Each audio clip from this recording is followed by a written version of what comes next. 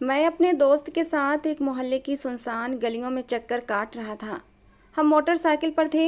हमारा इरादा किसी मोटरसाइकिल वाले को ही लूटने का था, लेकिन गली इतनी सुनसान थी कि कोई भी मोटरसाइकिल और गाड़ी हमें आती नजर नहीं आ रही थी कि जिसे रोककर हम पिस्तौल दिखाते, उसे डराते धमकाते और कीमती सामान और पैसा उससे हथिया लेते।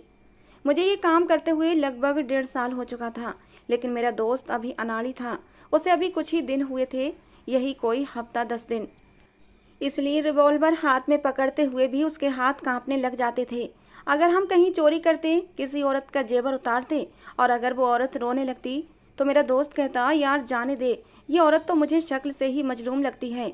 उसकी इस तरह की बातों को सुनकर मैं उसे गुस्से से घूरने लगता। पिछले 4-5 दिन से मैं अलग अलग मोहल्ले के सड़कों की खाक छान चुका था, लेकिन 4-5 दिनों में मुझे नाकामी का मुंह ही देखना पड़ा था। कोई भी शिकार हमारे हाथ नहीं आया था। अब तो हमें कोई गाड़ी मोटरसाइकिल नजर नहीं आ रही थी, और अगर कोई आदमी काबू में आ भी जाता तब भी उसकी जेब से बिजली और गैस के बिल ही निकलते थे। 4 दिन में मैंने कुछ भी चोरी नहीं की थी। मैंने सोचा क्यों ना हम आज एक घर पर ही जाकर डाका डाल लें, कुछ ना कुछ तो निकलेगा। जिस इलाके में हम मौजूद थे वहाँ ज़्यादातर लोअर मिडिल क्लास घराने ही थे। मैंने अपने दोस्त से कहा कि इस बार मैं किसी भी कीमत पर खाली हाथ नहीं जाऊंगा। ये सोचकर ही जिस दरवाजे के बाहर हम लोग खड़े थे उसी की दीवार फलांग कर अंदर चले गए। उस वक्त आंगन में अंधेरे का राज था। मेरे हाथ में छोटी सी एक टॉर्च लाइट थी। मैंने वो टॉर्च लाइट जलाई तो ये देखकर हैरत हुई थी कि वो घर तो बहुत ही छोटा सा था। आंगन में 2 चारपाइयाँ बिछी हुई थीं, जहाँ पर 2 औरतें लेटी हुई थीं। मैंने अपने दोस्त से धीरे से सरगोशी की कि सबसे पहले इनके कमरे की तलाशी लेते हैं, जो कुछ भी होगा कमरे में होगा। धीरे से चलते हुए हम उस घर के कमरे में चले गए थे। कमरे में एक पुराना सा पलंग पड़ा हुआ था और लोहे की अलमारी रखी थी, जिसमें चाबियां भी लगी हुई थीं। मैंने अलमारी खोलकर देखा तो बिल्कुल खाली थी। कपड़ों के अलावा वहाँ कुछ भी नहीं था। मैंने सारे कपड़े उठा उठाकर जमीन पर फेंक दिया था। एक एक चीज देख ली थी, लेकिन अलमारी में से कोई भी कीमती चीज नहीं मिली थी। ये देखकर मैं फिर से मायूस हुआ था, लेकिन मुझे अब गुस्सा भी आने लगा था। इसी तरह मैं दूसरे कमरे में भी गया। हर चीज तहस नहस करके रख दी थी, लेकिन एक फूटी कौड़ी भी नहीं मिली थी। अब तो मेरा खून गुस्से के मारे खौल उठा था। 4 दिन से एक भी चोरी नहीं की थी। पता नहीं लोगों में इतनी गरीबी क्यों छा गई थी। घर में कुछ था ही नहीं कि जिसकी चोरी की जाती। जैसे ही मैं कमरे से बाहर आया तो आंगन में चारपाई पर बैठी औरत को देखकर चौंक गया था। वो औरत लगभग 50 साल की उम्र की थी, जो चारपाई पर उठकर बैठ चुकी थी और आंखें फाड़े हमें ही देख रही थी। उसके बराबर में सो रही लड़की अब भी गहरी नींद में थी। 4-5 दिन से मैं नाकामी का मुंह देख रहा था। मुझे न जाने क्यों उस बुढ़िया पर गुस्सा आने लगा। मैं उसके पास गया। मैंने कहा, जल्दी से खड़ी हो और सोना चांदी पैसा घर में जो भी है लाकर मुझे दे दे। मेरे ऊंचा ऊंचा बोलने पर वो लड़की भी उठकर बैठ गई थी। शायद इस बुढ़िया की बेटी थी। मैंने टॉर्च लाइट जब उसके चेहरे पर डाली तो मेरे होश उड़ गए थे। वो लड़की तो बेहद खूबसूरत थी। यूं हम दोनों को अपने घर में देखकर वो भी बहुत ज़्यादा डर गई थी। कम उम्र थी, 17-18 साल की लड़की थी। मैं धीरे धीरे कदम उठाता उस बुढ़िया के पास आया। जेब से पिस्तौल निकालकर उसके सर पर रख दी। ये देखकर वो लड़की चीख पड़ी थी। कहने लगी, भगवान के लिए मेरी माँ को कुछ मत करना। मैंने उस बुढ़िया से कहा कि जल्दी से अपने घर में जो भी सोना चांदी पैसा है मुझे ला कर दे, वरना मैं तुम दोनों को गोली से उड़ा दूंगा। मेरी बात सुनकर बुढ़िया रोने लगी। कहने लगी, बेटा मेरे पास कुछ नहीं है, हम तो खुद गरीब लोग हैं। बड़ी मुश्किल से अपनी रोजी रोटी का इंतजाम करते हैं। जो कमाते हैं वो रोज ही ख़त्म हो जाता है। मैंने कहा, खबरदार, जो तूने मुझे अपनी गरीबी के दुखड़े सुनाने शुरू किए, मैं खाली हाथ तेरे घर से हरगिज नहीं जाऊंगा। मैंने पिस्टल उस बुढ़िया औरत के सर पर तानी हुई थी और वो लड़की ये देखकर बहुत ज़्यादा डर चुकी थी। डर के मारे थर थर कांप रही थी, साथ ही साथ रो भी रही थी। वो औरत कहने लगी, मेरे पास कुछ नहीं है। मैंने पिस्टल के बटन पर उंगली रखकर दबाना शुरू ही की थी कि तभी वो लड़की अचानक से हाथ जोड़कर मेरे सामने आ गई।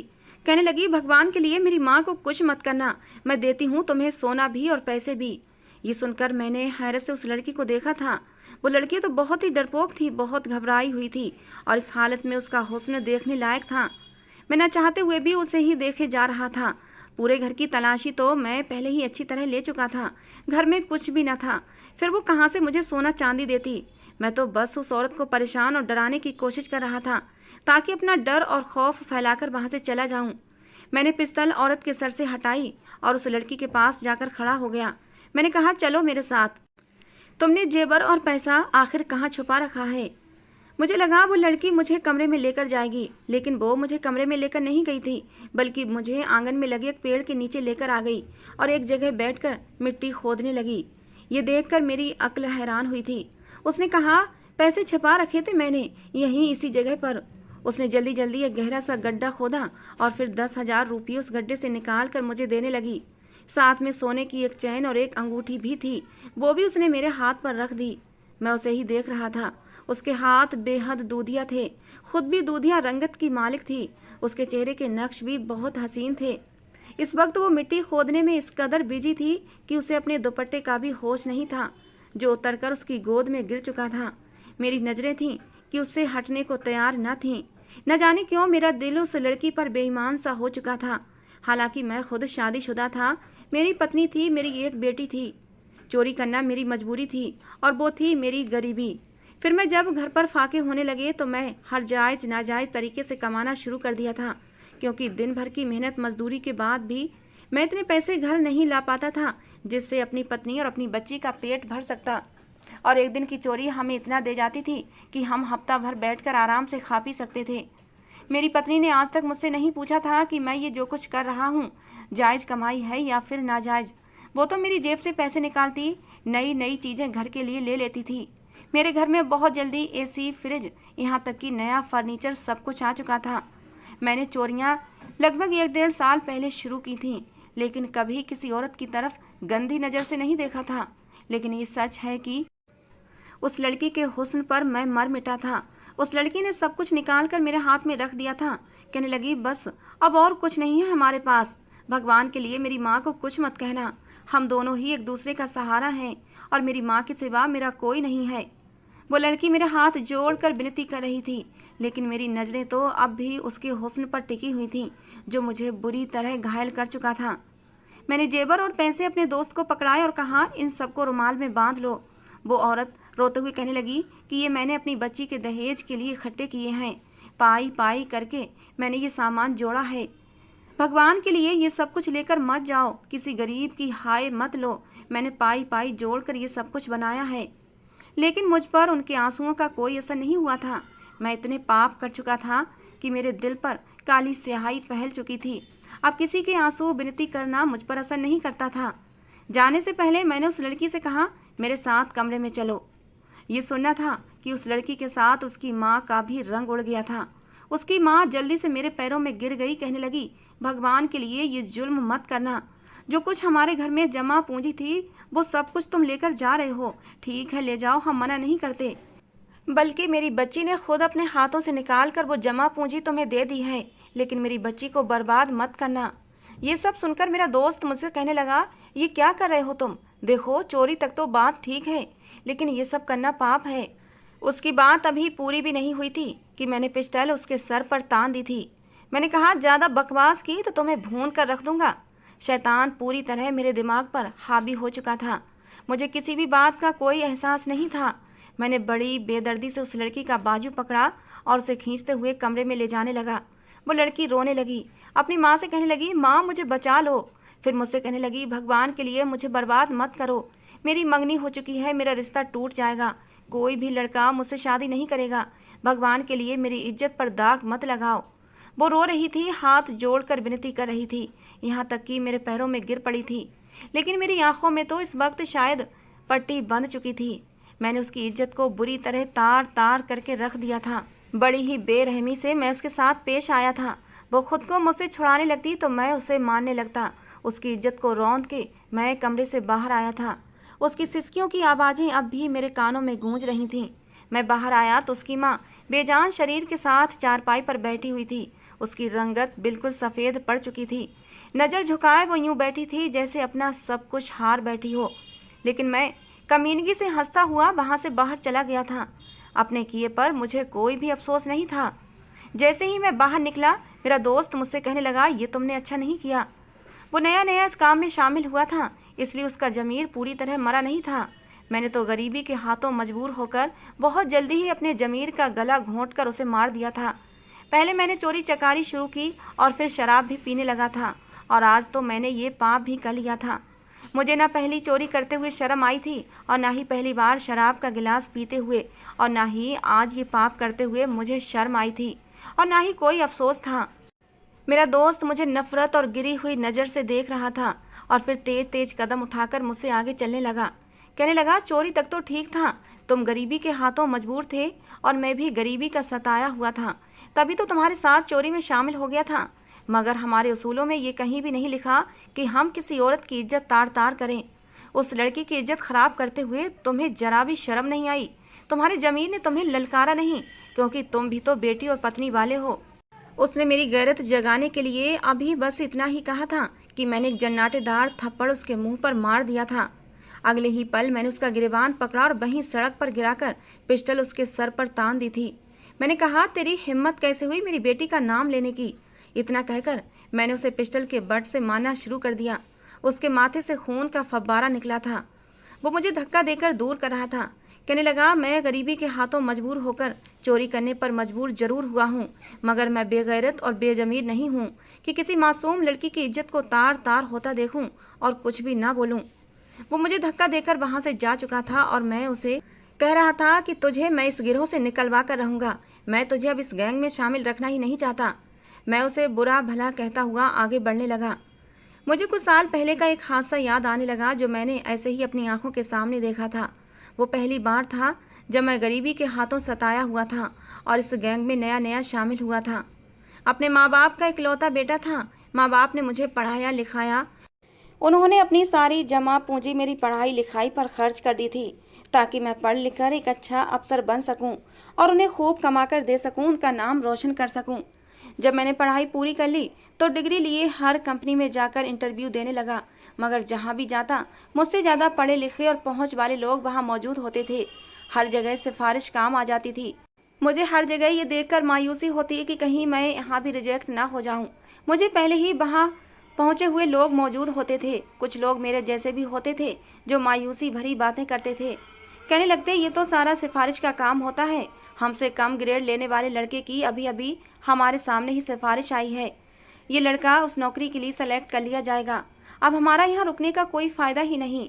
फिर भी किस्मत आजमा लेते हैं, मगर हमें विश्वास है हमारी नौकरी नहीं लगेगी। हर तरफ सिफारिश का राज था। मैंने कई जगह नौकरी के लिए अप्लाई किया, मगर कोई ख़ास रिस्पॉन्स ना मिल सका। मेरे माँ बाप बूढ़े हो चुके थे। मेरे पापा दिन रात मेहनत कर करके बिस्तर पर जा लगे थे। एक वक्त वो भी आया जब मेरे बाप बीमारी की हालत में ही इस दुनिया से चले गए और अकेली मेरी बूढ़ी माँ रह गई। माँ ने अपना जेवर बेचा और मुझे दुकान खोलने के लिए कहा। मैंने किराने का एक स्टोर खोल लिया था। उन्हीं दिनों मेरी माँ ने मेरी शादी करवा दी थी। मेरी पत्नी बड़ी ही अच्छी लड़की थी, पढ़ी लिखी नहीं थी, इसलिए ज़्यादा समझ नहीं रखती थी, मगर उसने बच्ची की परवरिश बहुत ही अच्छी की थी। एक दिन बीमारी की हालत में मेरी माँ भी चली गई। मैं इतना नहीं कमा पाता था कि अपनी माँ का अच्छे से इलाज करवा पाता। दिन ब दिन डिप्रेशन और टेंशन ने मुझे जकड़ रखा था। एक दिन जब मैं सुबह सुबह उठकर दुकान जाने लगा तो मेरे होश उड़ चुके थे, क्योंकि मेरी दुकान का ताला टूटा हुआ था। जब दुकान का शटर खोल कर देखा तो मेरा पूरा शरीर कांप उठा था, क्योंकि दुकान पूरी खाली पड़ी हुई थी। एक सिक्का भी मेरी दुकान में मौजूद न था। सारा सामान चोरी हो चुका था और मैं कंगाल हो गया था। चोर मेरी दुकान पर हाथ साफ करके जा चुके थे। सारा सामान भी ले गए थे। दुकान का किराया मेरे सर पर उधार था। मेरा सब कुछ खत्म हो चुका था। मेरे हाथ में एक पाई भी नहीं बची थी।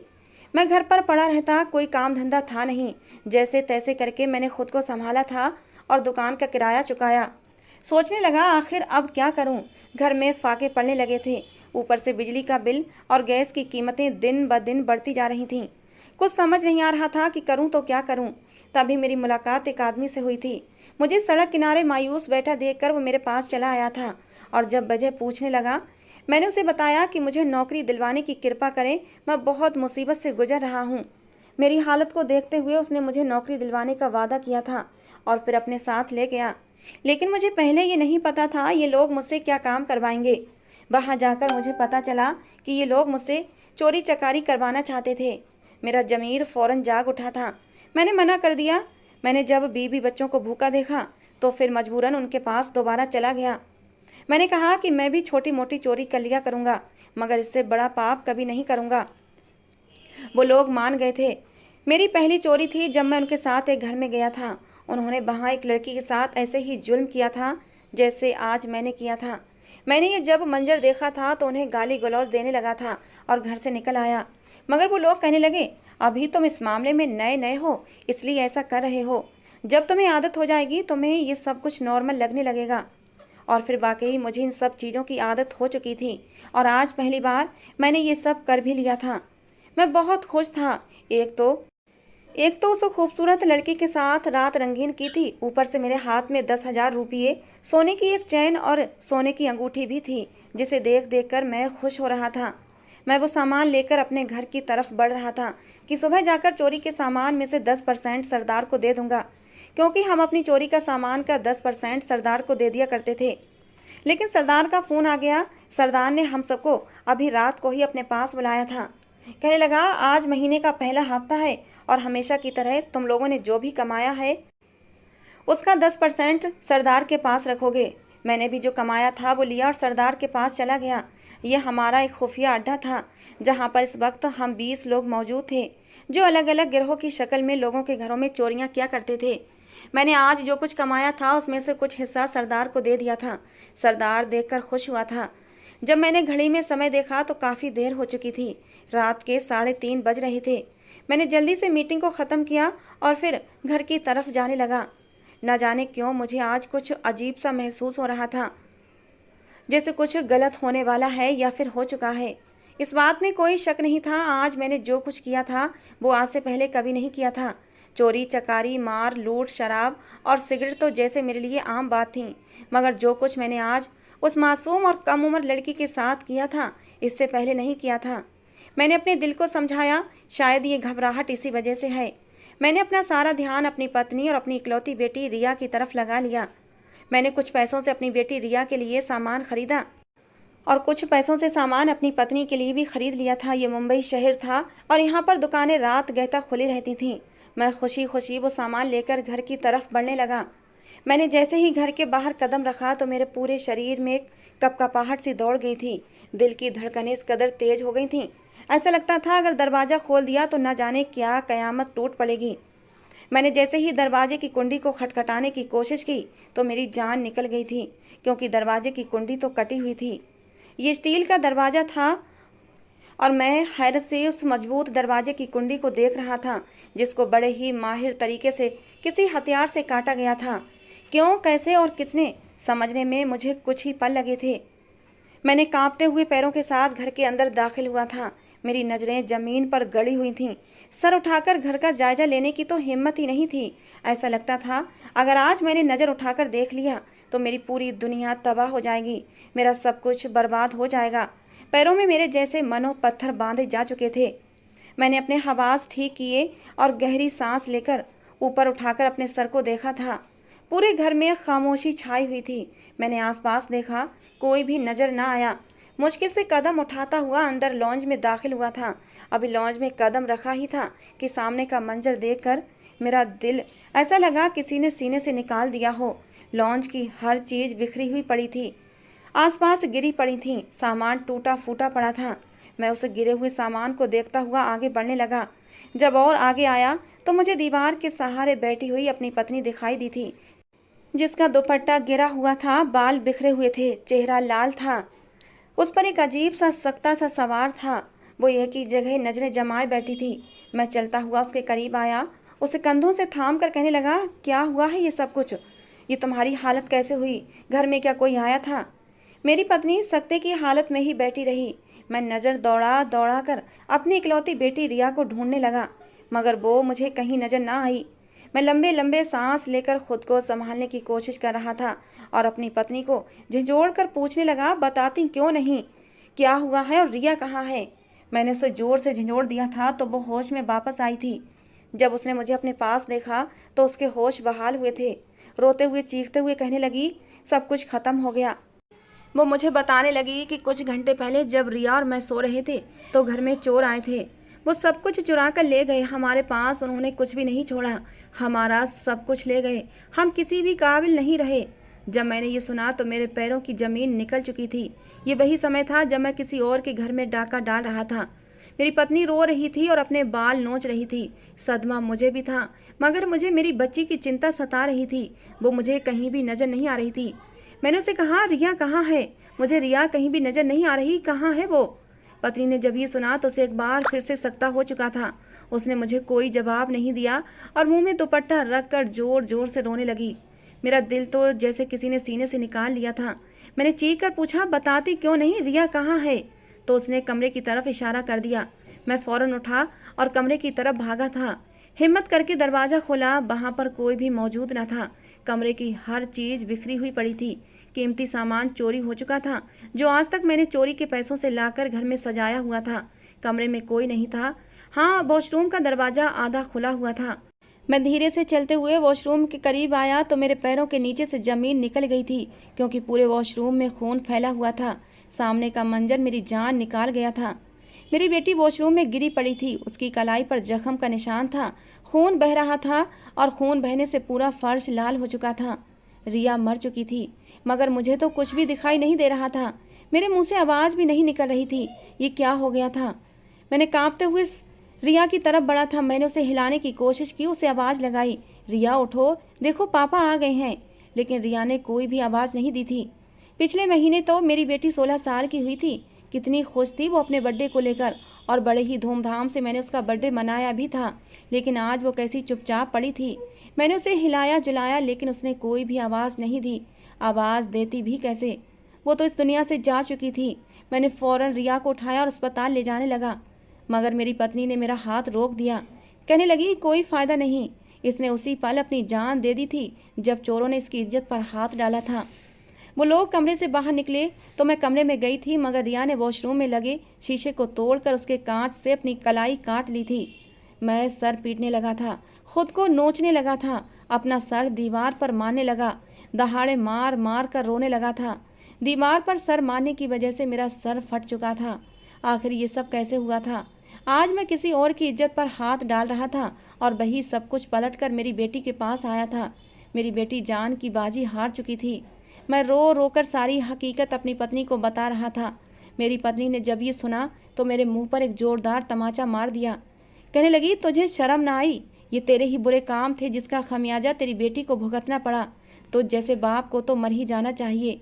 ये बात सुबह तक पूरे मोहल्ले में फैल चुकी थी। अपनी बेटी का अंतिम संस्कार करने के लिए जब मैं पहुंचा तो वहाँ एक अर्थी और लाई गई थी। मैं तो पत्थर बना देख रहा था। मोहल्ले वालों ने पुलिस को भी खबर कर दी थी और मैं तो खुद हथकड़ी लगवाने के लिए तैयार था। शायद इसी तरह मेरे गुनाहों की माफ़ी हो सकती थी। वहाँ एक अर्थी और लाई गई थी और उस अर्थी को भी मेरी बेटी की तरह चिता के हवाले कर दिया गया था। ये उसी माँ की अर्थी थी जिसकी बेटी की इज्जत को रात को मैंने रौंद कर रख दिया था।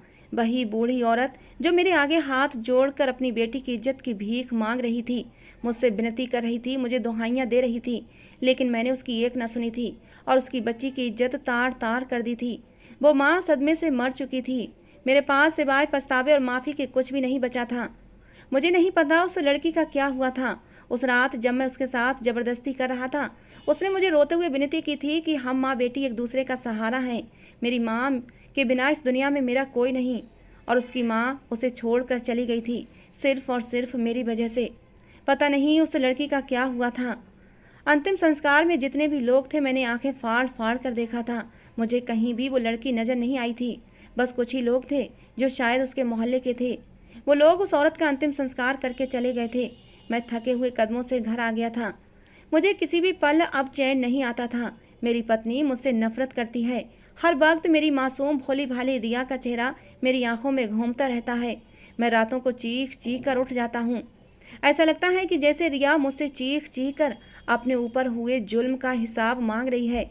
वो कह रही है कि पापा, जो भी मेरी हालत हुई उसके जिम्मेदार आप हैं। आपकी वजह से मैंने ये दर्द सहा है। मेरी पत्नी मेरे साथ रहने पर मजबूर थी क्योंकि वो बिना पढ़ी लिखी लड़की थी। उसका कोई सहारा नहीं था, लेकिन उसके दिल में अब भी मेरे लिए कोई जगह कोई सम्मान नहीं था। मैं बस अपनी ज़िंदगी काट रहा था। मैंने एक हॉस्पिटल में चपरासी की नौकरी कर ली थी। सारा चोरी चकारी का काम छोड़ दिया था। जो थोड़े बहुत पैसे मिलते थे उससे हम दोनों पति पत्नी अपना जीवन काट रहे थे। इस बात को लगभग 1.5 साल गुजर गया था। एक दिन मैं अपने काम के अनुसार अस्पताल में सफाई कर रहा था कि तभी मुझे किसी के रोने की आवाज़ आई थी, जो डॉक्टर से कह रहा था, प्लीज़ मेरी पत्नी को बचा लो, उसे कुछ नहीं होना चाहिए वरना मैं भी मर जाऊंगा। मैंने मुड़कर देखा तो मैं हैरान रह गया था। वो कोई और नहीं, मेरा वही दोस्त था जो उस रात मेरे साथ चोरी करने उस लड़की के घर गया था और उस लड़की की इज्जत तार तार करने पर मुझे बुरा भला कह रहा था। मैं उसके पास आ गया। उसने मुझे फौरन ही पहचान लिया था, लेकिन मुझे देखते ही नफरत से मुंह फेर लिया। मैंने कहा, मेरे दोस्त मुझे माफ़ कर दे।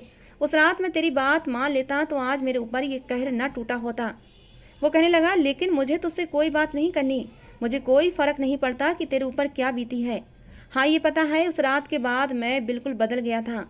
मैंने अपने सारे पापों से माफ़ी मांग ली थी और आज मैं एक अच्छी खुशहाल ज़िंदगी जी रहा हूँ। वो मेरी बात सुनने को तैयार नहीं था। उसे अपनी पत्नी की चिंता थी जो फिर सब पीड़ा से तड़प रही थी। उसने शादी कर ली थी और उसकी पत्नी आज एक बच्चे को जन्म देने वाली थी, लेकिन उसकी पत्नी की डिलीवरी में कुछ समस्याएं पैदा हो गई थीं। डॉक्टर नाउम्मीद थे कि मां को बचाना मुश्किल है और इसी वजह से मेरा दोस्त रोहित रो रहा था और डॉक्टरों की विनती कर रहा था कि उसकी पत्नी को कुछ नहीं होना चाहिए। लेकिन भगवान की कृपा हुई थी कि सब कुछ नॉर्मल हो गया था। डॉक्टरों की जी तोड़ कोशिश के बाद उसकी पत्नी ने एक सेहतमंद बच्चे को जन्म दिया था। उसकी पत्नी ने एक चांद से बेटे को जन्म दिया। वो बहुत खुश था, पूरे अस्पताल में मिठाई बांट रहा था। मैं उसके खुशी से चमकते चेहरे को देख रहा था। उसने बुराई के रास्ते को अपनाया जरूर था, लेकिन जल्दी ही उस बुराई के रास्ते से हट भी गया था और आज उसके जीवन में सच्ची खुशियां थीं। मैं उसके पास गया तो उसने मिठाई का एक टुकड़ा मेरे मुंह में भी डाल दिया। कहने लगा, जितनी भी खुशियां मेरी जिंदगी में हैं सिर्फ तुम्हारी वजह से हैं। मैं हैरत से उसका मुंह देख रहा था। कहने लगा, मेरी पत्नी से नहीं मिलोगे? मैंने हाँ में सिर हिला दिया। कहने लगा, तुम दूर से ही मेरी पत्नी को देखना, मैं नहीं चाहता तुम उसके सामने जाओ। तुम्हारे जैसे इंसान का साया भी मैं अपनी पत्नी और अपने बच्चे पर पड़ने देना नहीं चाहता। मैं उसकी बात पर शर्मिंदगी से सर झुका गया था। वो मुझे कमरे के सामने ले गया और एक खिड़की खोल दी और मैंने जब खिड़की से अंदर देखा तो मैं दंग रह गया था। उसकी पत्नी कोई और नहीं, वही लड़की थी जिसकी इज्जत मैं उस रात रौंद आया था। आज उस लड़की के चेहरे पर सच्ची खुशी चमक रही थी। बीते हुए दर्द का कोई भी निशान उसके चेहरे पर नहीं था। शायद वो अपने गुजरी हुई तकलीफ और दर्द भरे पलों को भूल गई थी। रोहित की मोहब्बत ने उसे सब कुछ भुला दिया था। मैं एकदम ही खिड़की से हट गया था। रोहित मेरे सामने आ गया। कहने लगा, उस पूरी रात मुझे चैन नहीं आया था। पूरी रात मैं तड़पता रहा था। रह रहकर उस मासूम लड़की की चीखें मेरे कानों में सुनाई देती थीं और मैंने एक फैसला कर लिया था उस लड़की को सहारा देने का। मैं तीसरे दिन ही उस लड़की के घर पहुंच गया था, लेकिन तब तक मुझे पता चला उसकी माँ इस सदमे में मर चुकी थी। वो अनाथ हो गई थी, उसका कोई भी नहीं था। मैंने उससे शादी कर ली और उसे ज़िंदगी की सारी खुशियाँ दी। धीरे धीरे वो सारे गम भूल गई है, मुझसे बेपनाह मोहब्बत करती है और मैं भी उससे बहुत मोहब्बत करता हूँ। मेरे दिल को आज बहुत सुकून है और मेरे पास भगवान का दिया सब कुछ है। नंदिनी मेरे लिए बहुत ही खुशकिस्मत साबित हुई थी। उसके कदम मेरे घर में क्या पड़े कि मेरे घर में किसी भी चीज़ की कोई कमी ना रही।